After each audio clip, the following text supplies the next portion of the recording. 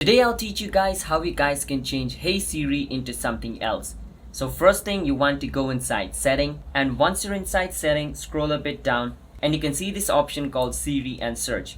Click on Siri and search. Once you click on it, it's going to take you inside this setting. And over here at the top where it says listen for, you want to click on listen for. So once you click on listen for, it's going to bring you over here. So currently I have ticked marked off, which means that my Hey Siri is off. But you can see these two options. If you tick mark Hey Siri, then basically in order to activate Siri, you need to say Hey Siri. But the top option where it says Siri or Hey Siri, if you tick mark on that, then even when you say Siri, it's going to respond to you. You don't have to say Hey Siri. You can just say Siri and it'll respond to you. So the next time you don't have to say Hey Siri, what's the weather? You can just say Siri, what's the weather? And it's going to respond to you. Now you cannot change it from Siri to something else, because iPhone doesn't allow that. You can only change it from Hey Siri to Siri. You cannot change its name from Siri to something else. It won't respond. Alright, so this is the only change you can do. Just remove the Hey, or you can say Hey Siri.